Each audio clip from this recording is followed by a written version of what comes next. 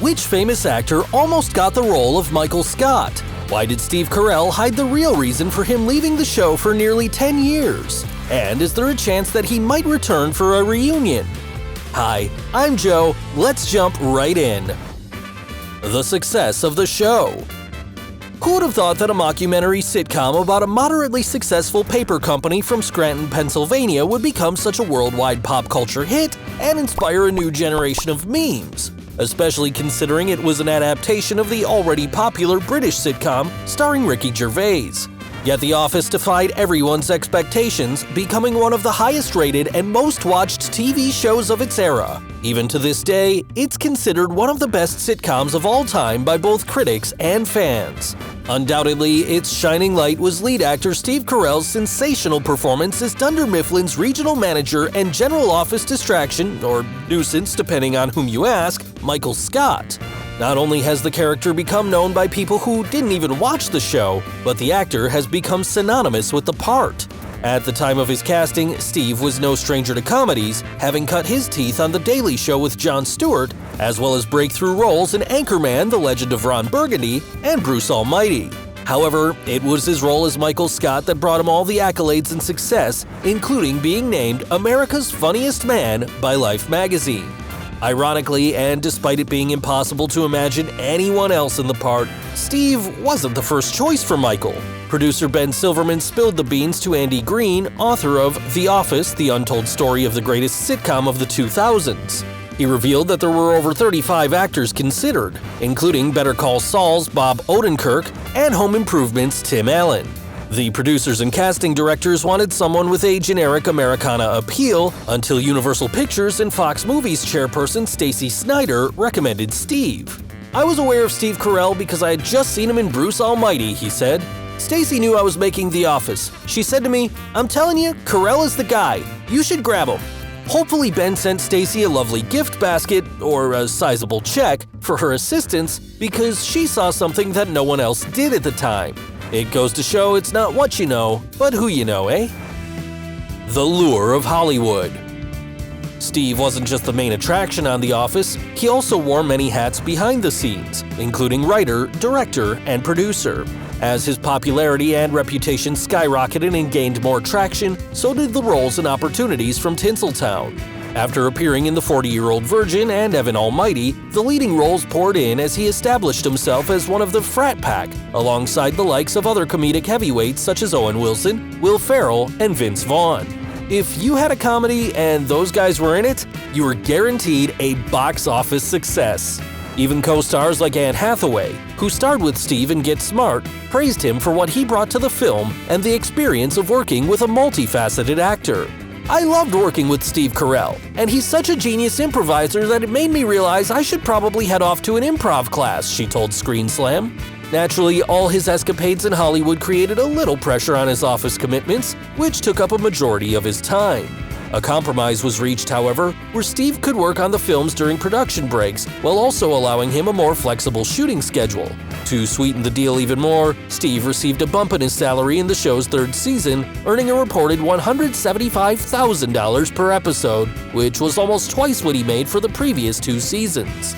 With all that extra cheddar, you'd think Steve would be content to continue pulling double duty in TV and film, right? Well, the shock departure. With Michael Scott an integral part of Dunder Mifflin, the audience were left shocked when he and Holly Flax became engaged and decided to move to Colorado towards the end of Season 7.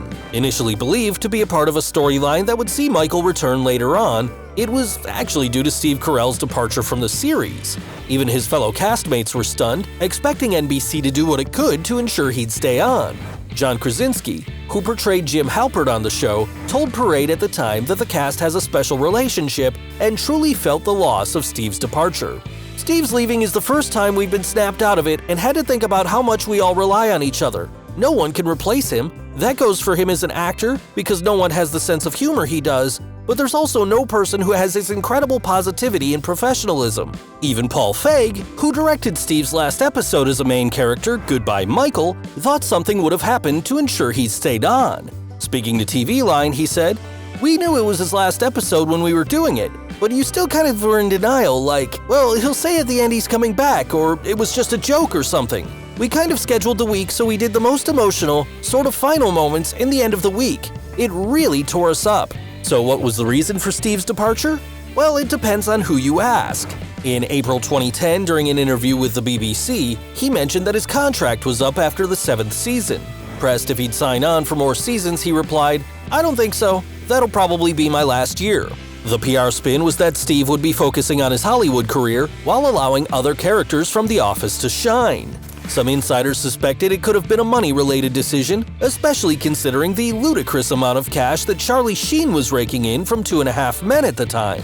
Steve didn't elaborate any further, choosing to remain supportive of his former castmates, unlike Sheen, who discovered Tiger Blood and decided to trash his co-stars and 2.5 Men's creator whenever an opportunity presented itself. Different strokes and all that, right? While The Office continued for 2 more seasons after Steve's departure, it never quite felt the same. And the audience sensed it too, hence the drop in interest.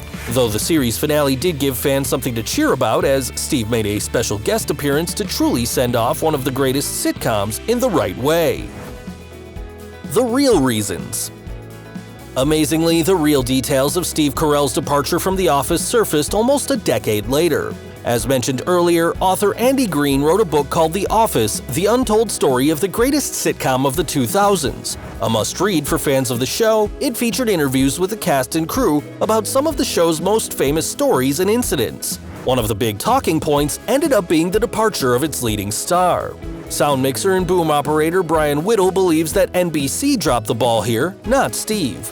He said Steve revealed to him that the BBC bombshell wasn't actually planned and he was merely thinking out loud about his future on air. However, no one from the show had any reaction to it, nor did they reach out to him to clarify his comments. When he realized he didn't get any kind of response from them, he thought, oh, maybe they don't really care if I leave, maybe I should go do other things. So I think it made it easier, because when the news broke that he was considering it, the people that are in charge of keeping him there didn't make a big effort to do so. Hairstylist Kim Ferry also didn't believe Steve left out of his own free will, revealing the following. He didn't want to leave the show. He had told the network that he was going to sign for another couple of years. He told his manager, and his manager contacted them and said he's willing to sign another contract. And then the deadline came for when NBC was supposed to give him an offer, and it passed, and they didn't make him an offer. What everyone agreed on was that the network didn't show Steve the love he deserved, and he left as a result of feeling unappreciated. It kind of goes to show that no matter how big of a star you are or how much money you make, it's always nice to feel appreciated by the people signing the checks. The possibility of a reunion. Of course, we're now living in the era of reboots and continuations. And with Hollywood, you can never say never, especially if there's enough green involved. As such, fans have wondered what are the chances of Michael Scott and the rest of Dunder Mifflin making a comeback to the small screen, or even a streaming service, in the near future. During an interview with Collider in 2018, Steve all but shut down any chances of a reunion, believing that ship had well and truly sailed.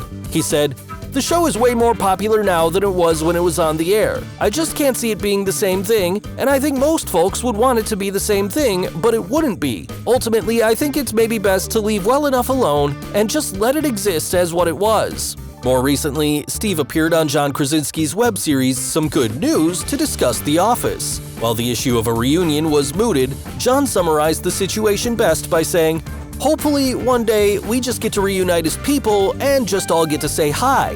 Steve agreed, saying it'd be nice to see John's face again, but not confirming any interest in a reboot. Realistically, it'd be a hard sell to get any of The Office's stars back for another season or few. In between his busy movie career, Steve is dedicated to his Netflix comedy series Space Force, which appears to be another major hit for him. While John is also flexing his action credentials on Amazon Prime's Jack Ryan series. In fact, the only cast member clamoring for more of The Office is Leslie David Baker, who played Stanley Hudson. He successfully raised funds for a Kickstarter campaign for a show called Uncle Stan coming out of retirement, which shows Stanley's retirement adventures in Florida. It's certainly an interesting premise and something that fans can look forward to. In terms of Michael Scott, though, it looks like his time with Dunder Mifflin is well and truly over.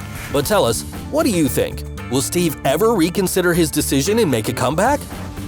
Thanks for watching, and let us know what you think in the comments section below. And while you're at it, don't forget to subscribe to OSSA.